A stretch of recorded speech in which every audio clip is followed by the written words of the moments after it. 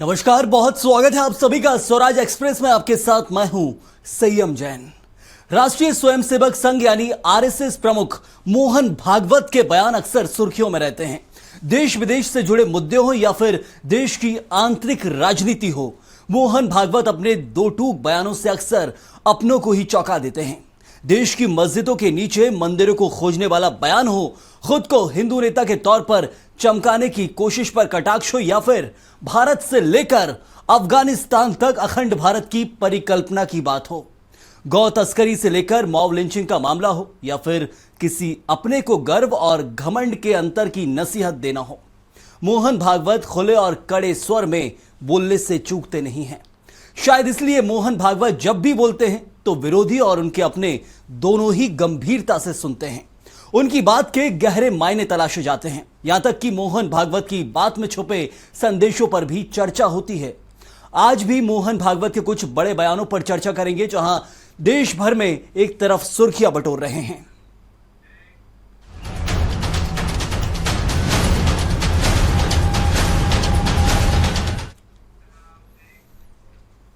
भारतीय राजनीति में अक्सर यह सवाल उठता है कि क्या राष्ट्रीय स्वयंसेवक संघ यानी आरएसएस भारतीय जनता पार्टी को नियंत्रित करता है।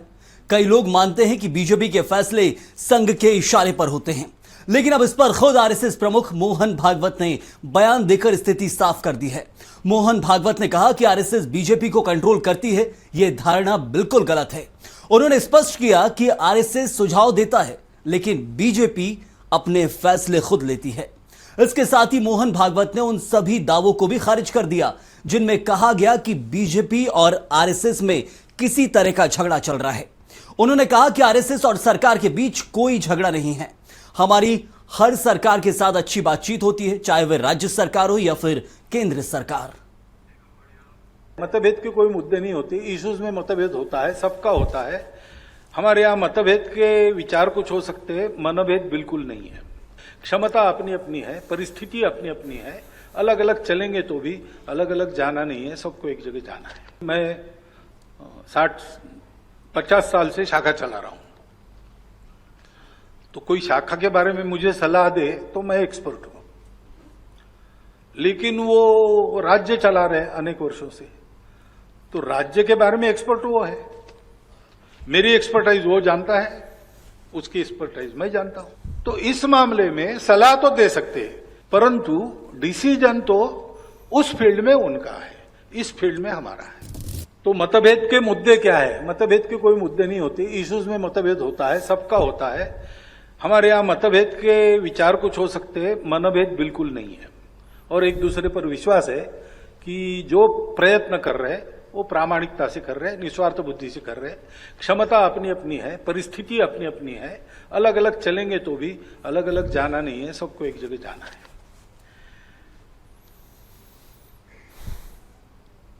और सब कुछ संघ तय करता है, ये पूर्णतः गलत बात है। ये हो ही नहीं सकता, क्योंकि हम इतने दिनों से, मैं 50 साल से शाखा चला रहा हूं, तो कोई शाखा के बारे में मुझे सलाह दे तो मैं एक्सपर्ट हूं, लेकिन वो राज्य चला रहे अनेक वर्षों से, तो राज्य के बारे में एक्सपर्ट वो है। मेरी एक्सपर्टाइज वो जानता है, उसकी एक्सपर्टाइज मैं जानता हूं। तो इस मामले में सलाह तो दे सकते हैं, सलाह तो दे सकते हैं, क्योंकि देखने से भी सीखते हैं लोग, परंतु डिसीजन तो उस फील्ड में उनका है, इस फील्ड में हमारा है। इसलिए हम तय नहीं करते। हम तय करते इतना समय लगता क्या?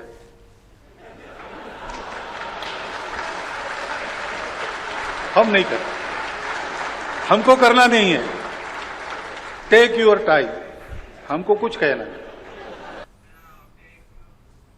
तो मोहन भागवत ने सिर्फ संघ और बीजेपी के रिश्तों पर ही नहीं बोला, बल्कि देश के कई और ज्वलंत मुद्दों पर भी अपनी बात रखी है। आपको कुछ और बयान भी सुनाते हैं। I know that when this shawl is given, it means that now your age is over. You please sit in a chair calmly and see what happens. I never said that I will retire or someone should retire.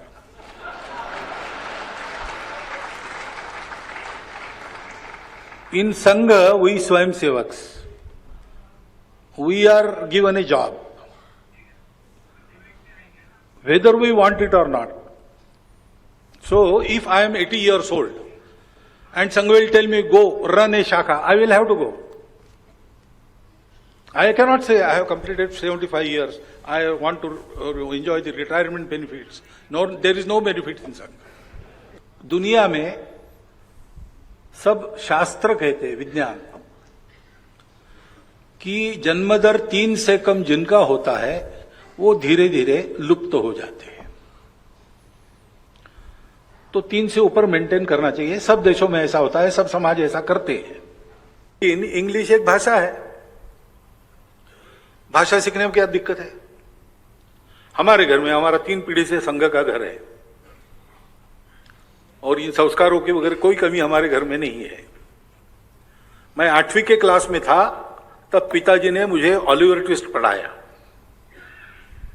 Prisoner of झेंडा पढ़ाया, अनेक English novels में पढ़ चुका हूं। इससे मेरे हिंदुत्व प्रेम में रत्ती भर भी अंतर नहीं आया, नहीं आता है। एक भाषा के नाते जो कथा वस्तु है उससे बोध लेने के नाते हम पढ़ते हैं तो उसका दुष्परिणाम नहीं होता।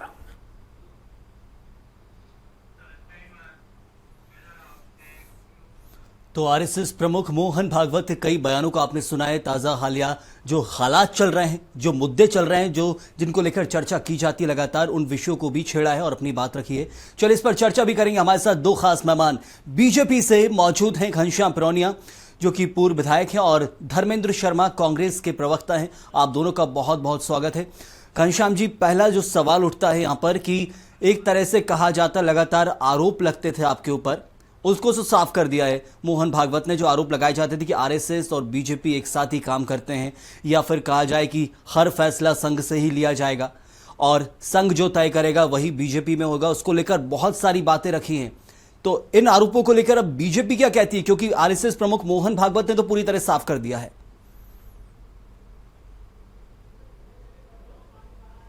So, if I am 80 years old and Sangha will tell me, go run a shakha, I will have to go.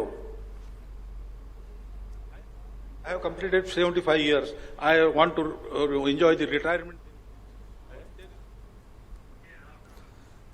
Ghanshyam ji, आवाज पहुंच रही है? आवाज आ रही है? हाँ जी बोलिए। परम पूजनीय सरसंघ चालक जी ने जो कहा है वो बिल्कुल अक्षरशः उन्होंने ये बात रखी है कि भारतीय जनता पार्टी या अन्य संगठन दल, उनका अपना कार्य करने का तरीका है, निर्णय लेने की क्षमता है और उनका अपना अलग ये है। लेकिन कुल मिलाकर के मार्गदर्शन राष्ट्र हित में प्राप्त हो, राष्ट्र हित में प्राप्त करना चाहिए, ये हमेशा कहीं ना कहीं भारतीय जनता पार्टी और तमाम सारे अनुसांगिक संगठन इस प्रकार का मार्गदर्शन देते हैं। और बिल्कुल सही कहा आदरणीय पूजनीय मोहन भागवत जी ने कि भारतीय जनता पार्टी की कार्यशैली अलग है और ये जो बीच बीच में आती हैं बातें, उससे बिल्कुल उन्होंने एक स्पष्टीकरण दे करके एक समाज को दिशा देने का काम किया है। जरूर धर्मेंद्र जी, इस चीज को लेकर तो कोई आपत्ति नहीं होगी कि अब बीजेपी आरएसएस एक ही, जहां जड़ें जरूर एक साथ रही हैं, आरएसएस और बीजेपी का संबंध भी बहुत पुराना है, लेकिन यह कहा जाए कि संघ से ही सारे निर्णय लिए जाएंगे, संघ तय करेगा, नागपुर से निर्णय होते हैं, जो आरोप लगती थे कांग्रेस की तरफ से, उनको लेकर एक बड़ी सफाई अब कांग्रेस को मिल गई होगी शायद। देखिए, मोहन भागवत जी की मजबूरी हम समझते हैं। जिस प्रकार से आज मोहन भागवत जी मोदी और शाह के चंगुल में हैं, इस कारण से अब वो अपनी कही हुई बात को भी झुठलाने लगे हैं। पहले उन्होंने कहा था 75 की उम्र के बाद रिटायरमेंट लेना चाहिए। भारतीय जनता पार्टी के पितृ पुरुष लाल कृष्ण आडवाणी जी, मुरली मनोहर जोशी जी को इसी आधार पर मार्गदर्शक मंडल में डाल दिया गया। लेकिन जब उन्होंने ये बयान कहा और उसके बाद मोदी शाह को बुरा लगा तो उन्होंने नटबोल्ट टाइट कर दिए और उसके बाद आज संघ प्रमुख मोहन भागवत जी की भाषा बदल गई। उन्होंने कहा नहीं, एज का कोई क्राइटेरिया नहीं है। उसका कारण सबसे बड़ा ये है कि इस समय नहीं, मोदी पहले तो साहब, कांग्रेस पूरी ये आरोप भाजपा- लगाती थी कि एज का जो सुन तो कहा लीजिए। जाता है, एज के ऊपर अरे आरोप लगाए गए, सुन आपकी तो जो लीजिए। तय किया गया था संयम मापदंड, जी। धर्मेंद्र जी, जो अरे तय, संयम जी, नहीं नहीं, मेरी बात तो संयम जी, सुनिए, मेरा सुन तो सवाल लीजिए। वही है, मेरी जिज्ञासा है, ये जिज्ञासा है धर्मेंद्र जी। जो कांग्रेस के आरोप लेते थे कि पहले यदि आडवाणी, अटल सहित प्रदेश के जो बड़े बड़े नेता थे उनको भी यदि साइड किनारे किया गया तो उसमें हाथ नरेंद्र मोदी और अमित शाह का है। अब आरएसएस प्रमुख मोहन भागवत के ऊपर ये आरोप है, आप लगा मैं रहे हैं। वही तो आपको बता रहा हूँ, आरोप नहीं है, मैं आपको वही बता रहा हूँ कि मोदी शाह ने इस समय मोहन भागवत जी के नटबोल्ट टाइट कर दिए। जब मोहन भागवत जी ने ये बयान दिया कि 75 के बाद रिटायरमेंट लेना चाहिए, उसी के बाद तो मोहन भागवत जी ने बयान बदल दिया कि रिटायरमेंट की कोई एज नहीं है। उसका सबसे बड़ा कारण ये है कि इस समय मोदी शाह की हिटलरशाही भारतीय जनता पार्टी में, आरएसएस में चारों तरफ छाई हुई है। उन्होंने Z+ सिक्योरिटी मोहन भागवत जी को इसीलिए दे रखी है। आप समझिए पूरी बात। इस समय बीजेपी में या आरएसएस में अब इनकी क्षमता नहीं है कि मोदी शाह के विपरीत जाकर कोई डिसीजन ले पाए, कोई बयानबाजी कर पाए। आज देश में, देश का अन्नदाता सड़कों पर है, क्या आरएसएस प्रमुख अन्नदाता को लेकर कोई बात कर पा रहे हैं? जो आरएसएस प्रमुख पहले तमाम सामाजिक विषयों पर बोलते थे, महंगाई, बेरोजगारी जैसे मुद्दे पर बोल पा रहे हैं क्या? या ट्रंप के द्वारा जो लगातार भारत को नीचा दिखाया जा रहा है, ट्रंप लगातार भारत पर टैरिफ लगाकर धमका रहा है और अलग अलग देशों के प्लेटफॉर्म पर जाकर बता रहा है कि मैंने हिंदुस्तान पाकिस्तान का युद्ध रुकवा दिया, इसको लेकर क्या मोहन भागवत ने कोई बयान दे पाया? नहीं दे पाया। तो इसके पीछे क्योंकि कारण इस क्या समय रहा? मोहन भागवत, धर्मेंद्र जी, कारण क्या कुछ रहा है इसका इसके पीछे? सबसे बड़ा कारण यह है कि मोहन भागवत जी की मजबूरी है। इस समय मोदी शाह के खिलाफ जो बोलेगा वो साइड लगा दिया जाएगा, इसलिए वो भी इस बात को जानते हैं कि मोदी लेकिन यहाँ शाह पर के दो खिलाफ नहीं चीजें बोल मुझे समझ आ रही जो आपके बयान से है, क्योंकि हम पहले सुनते थे कांग्रेस कहती थी कि जो बीजेपी है वो मजबूर है क्योंकि शासन नागपुर से चलता है। अब उल्टा हो गया है, अब दिल्ली से शासन चल रहा है, जो बीजेपी बैठी है वो नागपुर को मजबूर कर रही है। क्या बीजेपी नहीं चला रही, बीजेपी नहीं चला रही, मोदी और शाह बीजेपी को और आरएसएस को अपने इशारों पर चला रहे हैं, क्योंकि इस समय घनश्याम उनकी जी से भी जवाब हिटलरशाही। लेंगे। घनश्याम जी, कितना बदला है बीजेपी के अंदर, जो समीकरण बदले हैं? क्या उनसे लगता है कि पहले आरएसएस को यह कहा जाता था कि आरएसएस बीजेपी को चला रही है, आरएसएस जो कहती है, जो चाहती है वही होता है बीजेपी के अंदर, और राष्ट्रीय अध्यक्ष के निर्णय को लेकर कहा यदि हम चाहते तो इतना टाइम नहीं लगता, ये कहना है मोहन भागवत का। तो फिर कौन चाह रहा है अभी? देखिए, पहले तो धर्मेंद्र जी हमारे कांग्रेस के विद्वान प्रवक्ता हैं, उनको अपनी भाषा में थोड़ा सा परिवर्तन करना चाहिए। नटबोल्ट टाइट कर रही है, ये भाषा शैली ठीक नहीं होती है।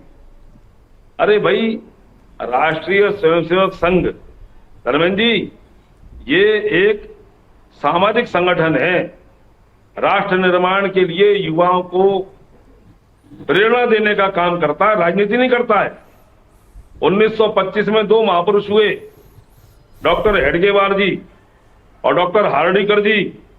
डॉक्टर हार्डीकर ने राष्ट्रीय सेवा योजना के माध्यम से काम प्रारंभ किया और डॉक्टर हेडगेवार ने राष्ट्रीय स्वयंसेवक संघ के माध्यम से काम प्रारंभ किया।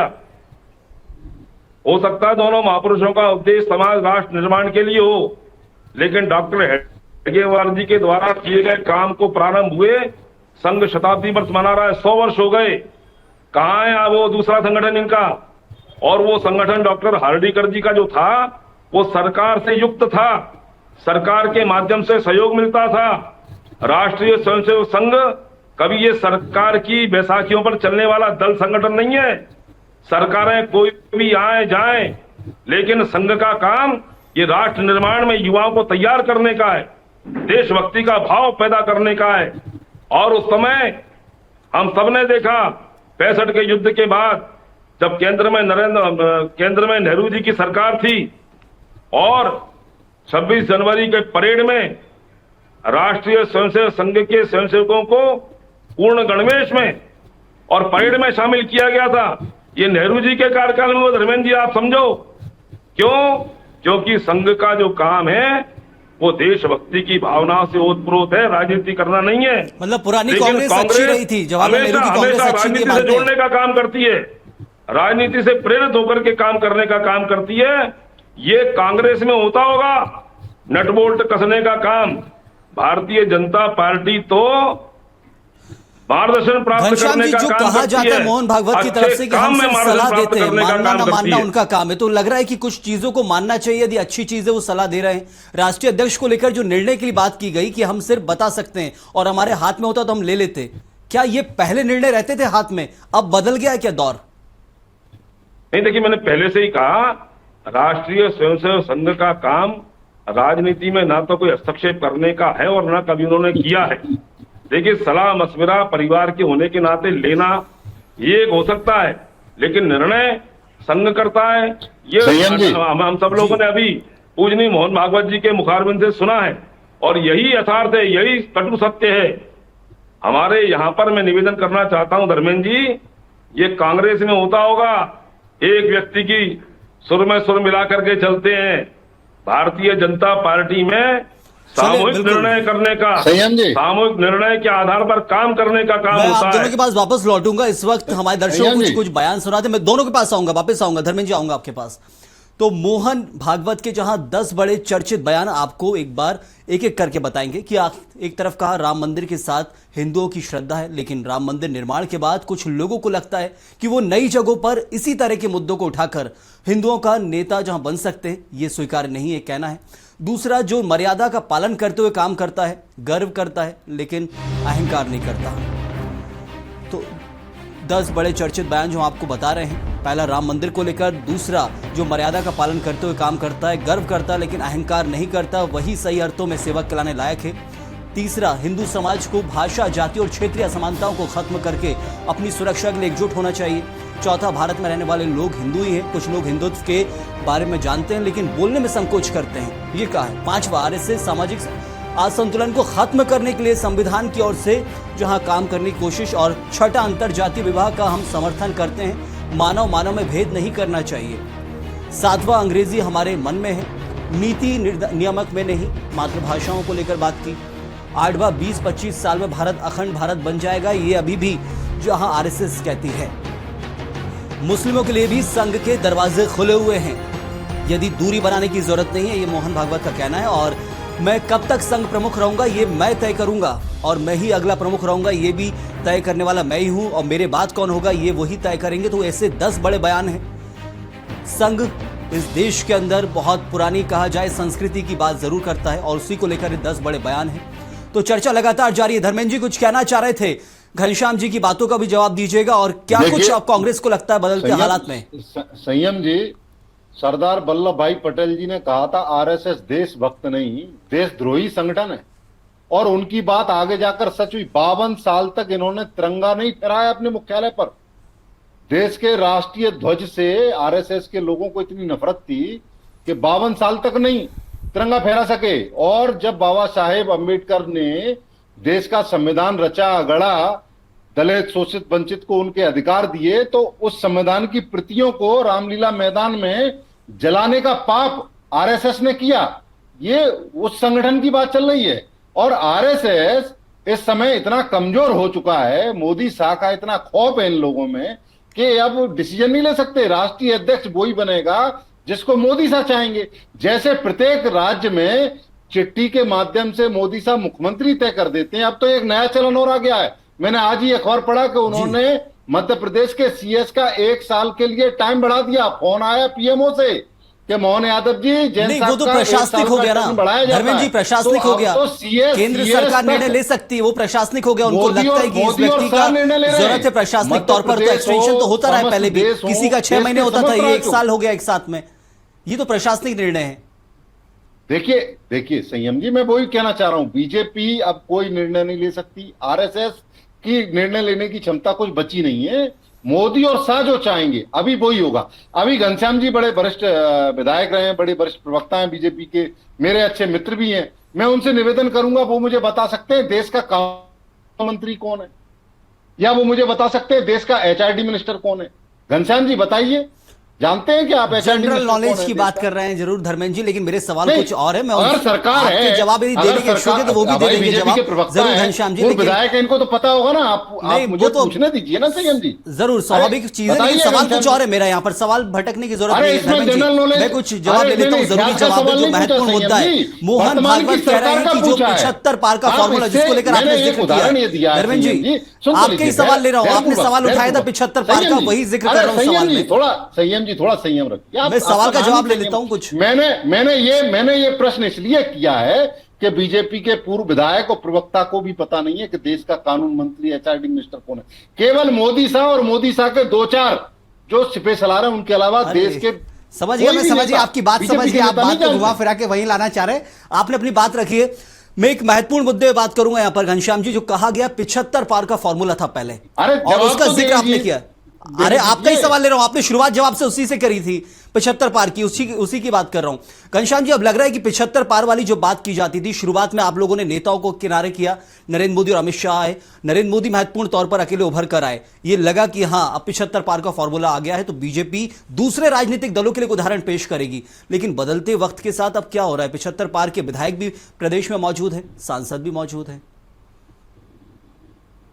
देखिए संयम जी, पहले तो मैं धर्मेंद्र जी को निवेदित करता हूं कि मैं ये भी जानता हूं कि कानून मंत्री कौन है